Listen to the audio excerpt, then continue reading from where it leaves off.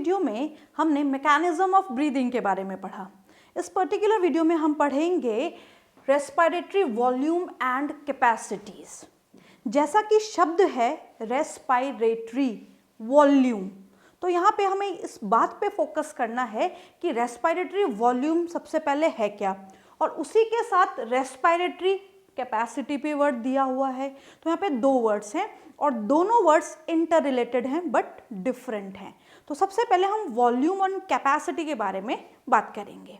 मान लीजिए एक बॉटल है जिसकी कैपेसिटी 1 लीटर है, या कोई बॉटल है जिसकी कैपेसिटी 2 लीटर है। कहने का मतलब ये है कि उस बॉटल में अगर कैपेसिटी 1 लीटर की है तो उसमें 1 लीटर पानी आ सकता है। अगर उसकी कैपेसिटी 2 लीटर की है तो उसमें 2 लीटर पानी आ सकता है। मान लीजिए 1 लीटर वाली बॉटल में हमने आधा उसको भर दिया, यानी कि 500 ml वाटर उसमें प्रेजेंट है, तो यानी कि उसका वॉल्यूम कितना हो गया 500 ml, बट उसकी कैपेसिटी कितनी है 1 litre.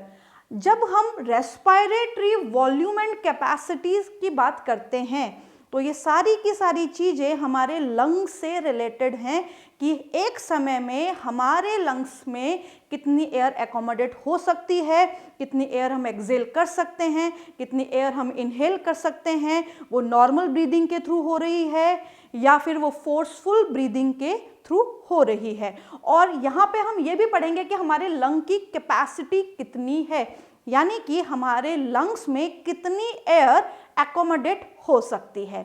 So we start with the respiratory volume. सबसे पहले जो हम पढ़ेंगे वो पढ़ेंगे रेस्पिरेटरी वॉल्यूम्स के बारे में। The volume of air involved in breathing, यानी कि जो वॉल्यूम है एयर का जो ब्रीदिंग में इन्वॉल्व हो रहा है, can be estimated by using spirometer, यानी कि जो भी वॉल्यूम है एयर का जो ब्रीदिंग में इन्वॉल्व हो रहा है उससे हम रेस्पिरेटरी वॉल्यूम निकाल सकते हैं। इनको हम पल्मोनरी एयर वॉल्यूम भी बोल सकते हैं। These are known as pulmonary air volume और लंग एयर वॉल्यूम, इसको हम लंग एयर वॉल्यूम भी बोल सकते हैं। जिस एपैरेटस से इसको मेजर किया जाता है that is spirometer, which help in clinical assessment of pulmonary function, यानी कि ये बताता है कि हमारे जो लंग्स हैं उनकी फंक्शनिंग किस तरीके से हो रही है, वो नॉर्मल फंक्शन कर रहे हैं या कुछ एबनॉर्मलिटी के कारण उनकी फंक्शनिंग एबनॉर्मल हो रही है। तो यहाँ पे स्पायरोमीटर एक डिवाइस है जो वॉल्यूम्स एंड कैपेसिटीज को मेजर करने के काम में आता है। बेसिकली ये जो डिवाइस है लंग की एबनॉर्मैलिटीज को मेजर करने के काम में आता है। तो सबसे पहले हम पढ़ेंगे रेस्पिरेटरी वॉल्यूम्स के बारे में। जो रेस्पिरेटरी वॉल्यूम्स हैं वो डिफरेंट टाइप के हैं, जैसे tidal volume, inspiratory reserve volume, expiratory reserve volume and residual volume. So we will discuss all these one by one. हम सभी को एक एक करके पढ़ेंगे और इनकी वैल्यूज भी देखेंगे कि कितने ml में काउंट किया जाता है। सबसे पहले हम बात करेंगे टाइडल वॉल्यूम की। What is tidal volume? एक समय पे जब कोई पर्सन नॉर्मल इनहेल और एक्सेल करता है तो इनहेलेशन में और एक्सेलेशन में जितनी एयर इनहेल और एक्सेल हो रही है वो वॉल्यूम कहलाता है tidal volume. The volume of air inspired and expired during normal respiration, यानी कि इंस्पायर और एक्सपायर की गई, यानी कि इनहेल और एक्सेल की गई नॉर्मल ब्रीदिंग में, यानी कि नॉर्मल रेस्पिरेशन में। इसका जो एब्रीवेशन है वो है TV, T for tidal, V for volume. Now इसकी जो वैल्यू है दैट इज अप्रोक्सीमेटली 500 ml।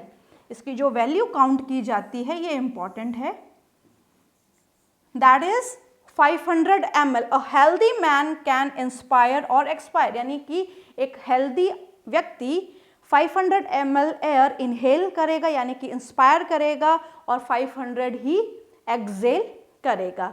अगर इसी वैल्यू को हम 1 मिनट के हिसाब से देखें तो एक नॉर्मल व्यक्ति 1 मिनट में 16 टाइम्स ब्रेथ करता है, यानी कि 16 बार सांस लेता है। तो अगर इस वैल्यू को हम 16 से मल्टीप्लाई कर दें तो यहाँ पे वैल्यू आ जाती है 6000 टू 8000 ml, यानी कि 6 लीटर से 8 लीटर। अब अगर इसको ग्राफिकली रिप्रेजेंट करके हम देखें तो किस तरीके से इसका ग्राफिकल रिप्रेजेंटेशन दिखता है। यहाँ पे ये जो वॉल्यूम दिखाया गया that is the tidal volume. ये जो सरफेस दिखाई जाती है वो दिखाई जाती है एक्सपीरेशन के लिए, और ये वाली जो दिखाई जाती है वो दिखाई जाती है इंस्पिरेशन के लिए। तो जो भी हम वैल्यूज देखेंगे वो इसी ग्राफ में देखेंगे अलग अलग समय पे। Next is inspiratory reserve volume. क्या है शब्द? इंस्पायरेटरी। इंस्पायरेटरी है यानी कि ये जो शब्द है ये इनहेलेशन और इंस्पिरेशन से डील कर रहा है। अब अगर हम बोले कि इस पूरी का मतलब है क्या, इंस्पायरेटरी रिजर्व वॉल्यूम वो एडिशनल वॉल्यूम ऑफ एयर है जो एक पर्सन इनहेल करता है। अब जब वो इनहेल करता है तो उसका इनहेलेशन फोर्सिबल है, यानी कि फोर्सफुल इनहेलेशन में जब एयर की एंट्री हो रही है उस वैल्यू को हम क्या बोलेंगे? Respiratory reserve volume. क्या बोलेंगे उसको?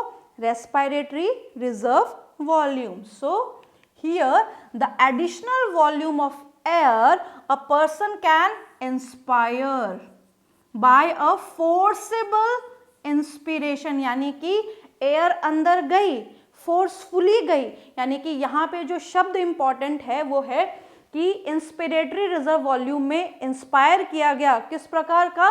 फोर्सफुल इंस्पिरेशन किया गया। तो वो जो वैल्यू आती है that is inspiratory reserve volume. तो यहाँ पे इसका ग्राफिकल रिप्रेजेंटेशन अगर देखें सो this is IRV, inspiratory reserve volume. अब इसकी जो वैल्यू है वो कितनी है? 2500 ml टू 3000 ml, यानी कि 2.5 से 3 लीटर IRV होती है। 2.5 से 3 लीटर या फिर 2500 ml to 3000 ml। Next is expiratory reserve volume. Expiratory reserve volume, थोड़ा सा शब्द को दोबारा से पकड़ें, यानी कि दिस वर्ड रिप्रेजेंट एक्सपीरेशन। यहाँ पे एक्सपायरेटरी रिजर्व वॉल्यूम क्या रिप्रेजेंट कर रहा है, क्या समझा रहा है? एक्सपीरेशन को समझा रहा है। तो यहाँ पे डेफिनेशन बिल्कुल सेम होगी, बट जहाँ पे इंस्पिरेशन आया था इंस्पायरेटरी में, यहाँ पे आ जाएगा एक्सपीरेशन, यानी कि the additional volume of air a person can expire by a forcible expiration, यानी कि जो एडिशनल वॉल्यूम ऑफ एयर है। Why we are using the word here additional? यहाँ पे एडिशनल वर्ड क्यों दिया गया है? क्योंकि यहाँ पे जो वैल्यू हमने टाइडल वॉल्यूम में पढ़ी थी 500 ml, उसके अलावा की बात हो रही है। तो जब हमने इंस्पिरेटरी पढ़ा था वहां पे भी हमने शब्द यूज किया था एडिशनल एयर, यहाँ पे भी हम शब्द यूज कर रहे हैं एडिशनल एयर, यानी कि ये टीवी के बाद की, यानी कि टाइडल वॉल्यूम के बाद की एयर की बात हो रही है, इसीलिए इसको कहा जाएगा एडिशनल एयर। इस बात को बहुत ध्यान से समझना है। That is the additional volume of air a person can expire, यानी कि exhale after forcible expiration. Forcefully जब हवा बाहर फेंकी जा रही है उसकी बात की जा रही है। इसकी जो वैल्यू है दैट इज 1000 टू 1100 ml, यानी कि 1 लीटर के लगभग या 1 लीटर से थोड़ी सी ज्यादा इसकी वैल्यू काउंट होती है। And it's abbreviation is ERV। इसका एब्रिवेशन कितना है? ERV। वैल्यू कितनी है? 1000 टू 1100 ml। इन वैल्यूज को याद रखना है, क्योंकि जब हम कैपेसिटीज पढ़ेंगे तो ये सारी वैल्यूज जब तक हमें याद नहीं होंगी हम कैपेसिटीज काउंट नहीं कर सकते। Next is residual volume. शब्द को थोड़ा सा समझें। रेसिड्यू क्या मतलब होता है इसका? बचा हुआ। रेसिड्यू कोई भी चीज होती है जो बची हुई है। तो यहाँ पे हम एयर वॉल्यूम की बात कर रहे हैं, रेस्पिरेटरी वॉल्यूम की बात कर रहे हैं, तो हम यहाँ पे क्या बोलेंगे कि रेसिड्यूअल वॉल्यूम है क्या? जो बची हुई एयर है। बचेगी कब?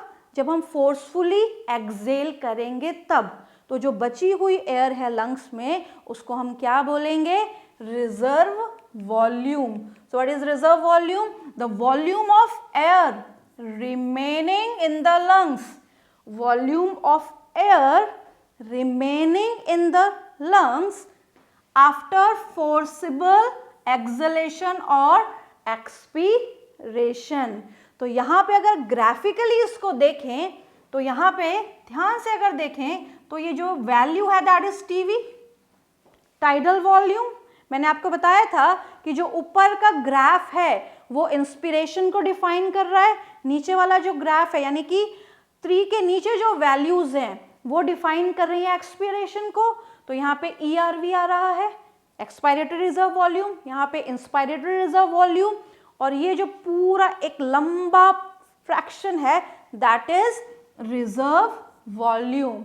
इसकी जो वैल्यू है दैट इज 1100 to 1200 ml। इसकी वैल्यू क्या है? 1100 ml से 1200 ml। थोड़ी थोड़ी वेरी करती है, इसीलिए यहाँ पे 1100 to 1200 ml डेटा दिया गया है। तो यहाँ पे हमने बात की वॉल्यूम्स की। अब हम बात करेंगे कैपेसिटी की, यानी कि हमारे लंग्स की क्षमता कितनी है एयर को इनहेल करने की और एयर को एक्सहेल करने की। मैंने आपको बताया था एक बॉटल है उसकी कैपेसिटी है 1 लीटर, उसमें 500 ml पानी है, 300 ml पानी है, बट उसकी कैपेसिटी तो 1 लीटर की ही है। उसी तरीके से अगर हम हमारे लंग्स की कैपेसिटी की बात करें तो हमारे लंग्स की कैपेसिटी है 5 से 6 लीटर गैस को लेने की, यानी कि एयर को लेने की कैपेसिटी है हमारे लंग्स की। बट यहाँ पे हम डिफरेंट वॉल्यूम्स की हमने बात की, तो यहाँ पे कैपेसिटीज भी इनहेलेशन और एक्सहेलेशन की वजह से वेरी करती हैं। So we will discuss all the capacity one by one. But capacities को पढ़ने से पहले हमें वॉल्यूम्स के डेटा को याद रखना है। अगर वॉल्यूम का डेटा याद नहीं होगा तो कैपेसिटीज निकल नहीं पाएंगी। So here respiratory capacities by adding up a few respiratory volume, कुछ respiratory volumes को जब हम जोड़ देते हैं, कुछ को मतलब यह नहीं है कि सबको एक साथ जोड़ दिया गया है, जैसा भी कंडीशन है उसके हिसाब से हमें वैल्यू को ऐड करना है।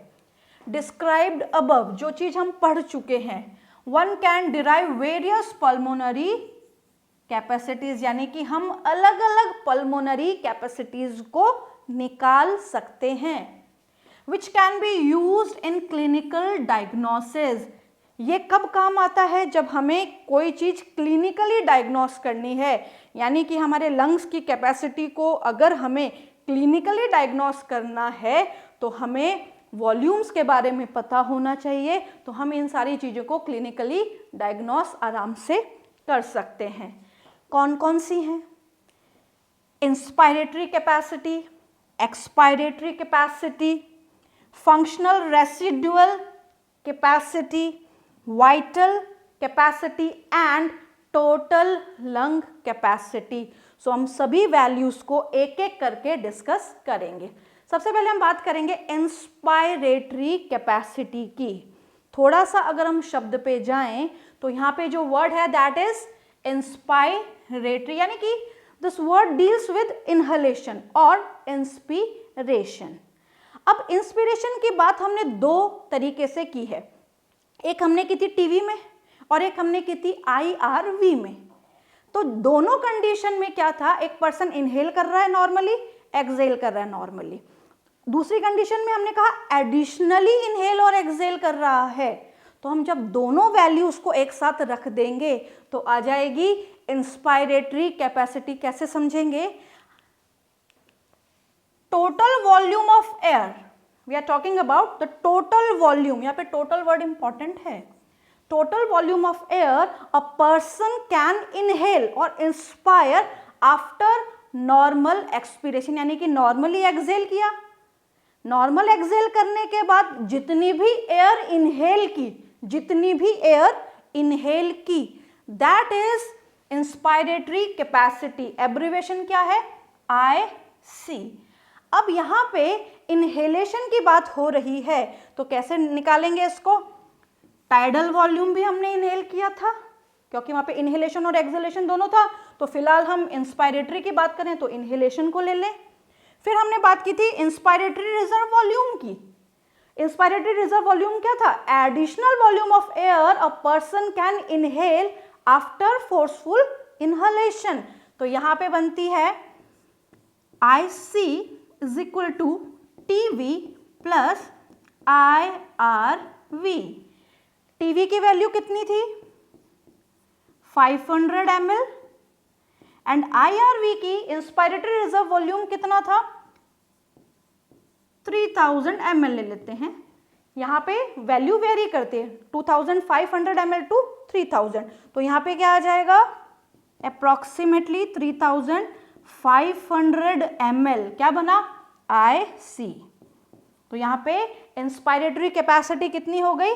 3500 ml, यानी कि लगभग 3.5 लीटर। अगर ग्राफ आ जाए आपको समझाने के लिए कि भाई ग्राफ में बताइए कि IC कैसे बनेगा, तो IC बनेगा TV से और IRV से, यानी कि IRV और TV को हमने ऐड कर दिया तो क्या बन गई? Inspiratory capacity. Next is expiratory capacity. शब्द बिल्कुल सेम है बट इनहेलेशन और एक्सहेलेशन का अंतर शो कर रहा है। तो जहां पे आपने इनहेल वर्ड यूज किया वहां पे केवल एक्सहेल वर्ड यूज करना है, डेफिनेशन जो है वो वेरी हो जाएगी। तो क्या आ जाएगी? Expiratory capacity.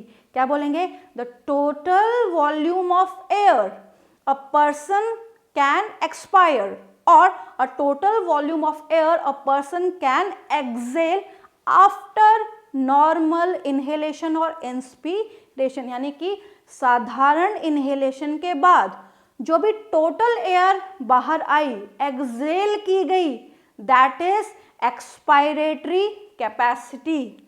So here the volume, total volume of air a person can expire after a normal inhalation, यानी कि यहाँ पे एक्सहेलेशन की बात आ गई तो फिर से यहाँ पे दो कॉम्बिनेशन आएंगे, TV and ERV। So what it includes exactly? Tidal volume and expiratory reserve volume. तो यहाँ पे tidal volume and expiratory reserve volume से क्या बनेगा? Expiratory capacity is equal to TV plus ERV।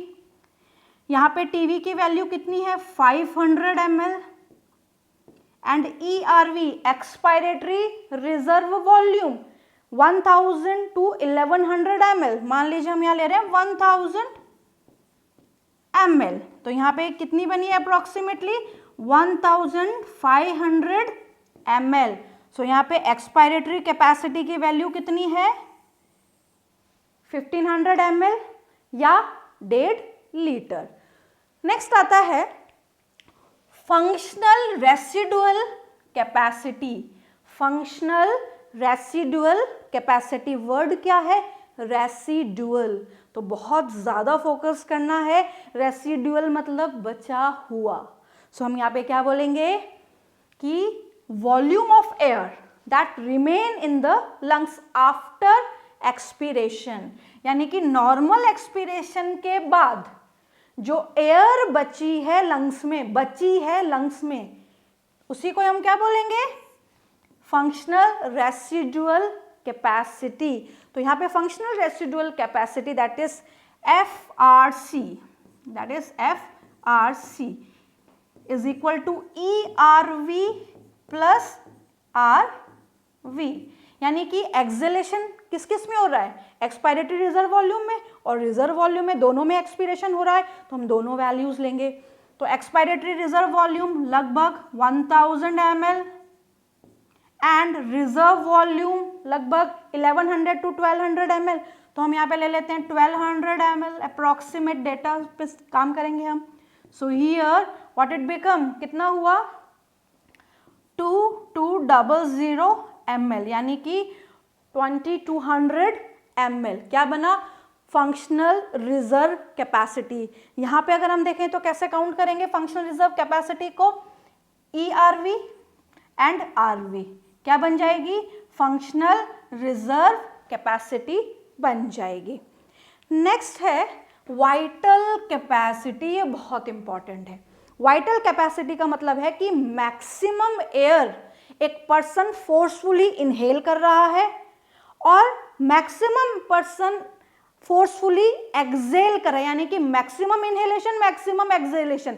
अब मैक्सिमम यहाँ पे किस से लिंक कर रहा है, फोर्सिबल से। तो अगर एक पर्सन ने इनहेल किया तो वो फोर्सिबल है, एक्सेल किया वो फोर्सिबल है, तो यानी कि एयर का अंदर जाना और बाहर निकलना दोनों काउंट होगा। तो यहाँ पे अगर हम बात करें, the maximum volume of air a person can breathe in after a force expiration, यानी कि फोर्स एक्सपीरेशन के बाद जो पर्सन ने एयर इन की है। इसी के साथ साथ क्या क्या इंक्लूड करेगा ये इंक्लूड करेगा ERV, TV एंड IRV, ये तीन डेटा को इंक्लूड करेगा, क्योंकि यहाँ पे इनहेल और एक्सेल दोनों आ रहा है, तो एक्सपायरेटरी रिजर्व वॉल्यूम भी होगा, इंस्पायरेटरी रिजर्व वॉल्यूम भी होगा और टाइडल वॉल्यूम भी होगा, क्योंकि टाइडल वॉल्यूम में भी इनहेलेशन एक्सेलेशन है। यहाँ पे इनहेलेशन हो रहा है और यहाँ पे एक्सेलेशन हो रहा है, तो सारी वैल्यूज एक साथ आएंगी। जब सारी वैल्यूज एक साथ आ गई तो बनेगी वाइटल कैपेसिटी। दूसरी चीज, the maximum volume of air a person can breathe out after a forced inspiration, यानी कि यहाँ पे क्या बोला जा रहा है कि जो इंस्पिरेशन है तो भी काउंट होगा और एक्सपीरेशन है तो भी काउंट होगा। तो यहाँ पे हमें बात को ये समझना है कि मैक्सिमम वॉल्यूम जो है एयर का वो आ रहा है, अंदर आ रहा है, यानी कि इनहेलेशन हो रहा है। बट वो इनहेलेशन कब हो रहा है, जब एक्सेल कर चुके हैं उससे पहले, तभी तो आया word after a forced expiration, यानी कि फोर्सफुली एक्सेलेशन के बाद जो मैक्सिमम एयर आई है। दूसरी कंडीशन इससे ऑपोजिट, फोर्सफुल इंस्पिरेशन के बाद जो मैक्सिमम एयर इनहेल की गई है। तो यहाँ पे दोनों वर्ड्स पे फोकस करना है। एक वर्ड है एक्सेल करने के बाद जो मैक्सिमम एयर आई है, दूसरा है इनहेल करने के बाद जो मैक्सिमम एयर बाहर एग्जिट हुई है। दोनों वर्ड क्लियर है। अब यहाँ पे इधर कैसे देखेंगे, इधर कैसे मेजर करेंगे कि वाइटल कैपेसिटी कैसे समझ आएगी। तो वाइटल कैपेसिटी को समझने के लिए हमें तीन वैल्यूज चाहिए, ERV, TV and IRV। So here vital capacity is equal to IRV, TV and ERV। अब यहाँ पे अगर कैलकुलेट करें इनको तो IRV इंस्पायरेटरी रिजर्व वॉल्यूम लगभग 3000 ml, TV 500 ml and ERV इसको मान लेते हैं अप्रोक्सीमेटली 1000 ml। तो यहाँ पे कितनी वैल्यू आएगी, 3000 प्लस 500, 3500 प्लस 1000 लगभग 4.5 लीटर, यानी कि 4500 ml वाइटल कैपेसिटी है। वाइटल कैपेसिटी वेरी करती है। मान लीजिए कोई एथलीट है, उसकी वाइटल कैपेसिटी अलग होगी, बच्चों की अलग होती है, मेल और फीमेल में भी वाइटल कैपेसिटी वेरी करती है। नेक्स्ट, टोटल लंग कैपेसिटी, यानी कि हमारे लंग की कितनी स्टेमिना है एयर को अकोमोडेट करने की। तो हमारे लंग्स की कैपेसिटी है 5 से 6 लीटर एयर को अकोमोडेट करने की। तो मैक्सिमम जितनी भी एयर हमारे लंग्स में आ सकती है वो है total lung capacity. So the total volume of air, total जितना भी अभी तक पढ़ा है ना सब कुछ, total volume of air, accommodate मतलब रह सकता है lungs में, in the lungs at the end of a forced inspiration, यानी कि बहुत जोर से सांस लेने पे जितने भी हवा हम अपने लंग्स में भर सकते हैं, that is total lung capacity और TLC. अब यहाँ पे टोटल लंग कैपेसिटी में जितनी भी वॉल्यूम्स हमने पढ़े सब ऐड हो जाएंगे. तो यहाँ पे हमने पढ़ा IRV, TV, ERV and RV, ये सबको एक साथ बोला जाता है टोटल लंग कैपेसिटी. ये बहुत इंपॉर्टेंट है कि टोटल लंग कैपेसिटी में सारी वैल्यूज ऐड हो जाती हैं और सारी वैल्यूज ऐड होने पे जो इसका डेटा निकलता है वो निकलता है 5 से 6 लीटर, यानी कि 5000 ml to 6000 ml. तो यहाँ पे हमने पढ़ा कि किस तरीके से हमारे जो लंग वॉल्यूम है वो डिसाइड होते हैं. सारी चीज़ें बेस्ड हैं इनहेलेशन और एक्सहेलेशन किस प्रकार से किया जा रहा है. अब जब हम लंग वॉल्यूम्स को ऐड कर देते हैं तो हमारे लंग की आ जाती है कैपेसिटी, यानी कि हमारे लंग की कितनी क्षमता है एयर को रखने की. इसी के साथ साथ हम ये भी डिसाइड कर सकते हैं कि इनहेलेशन और एक्सहेलेशन नॉर्मल है तो क्या कैपेसिटी होगी, फोर्सिबल है तो क्या कैपेसिटी होगी. तो ये जो टॉपिक है जो आज हमने पढ़ा है ये बहुत ज़्यादा इंपॉर्टेंट है क्योंकि नीट में सबसे ज़्यादा क्वेश्चन इसी टॉपिक पे आते हैं, तो ये आपको बहुत ध्यान से समझ के करना पड़ेगा. So this is all about this topic. In the next we will discuss about the exchange of gases.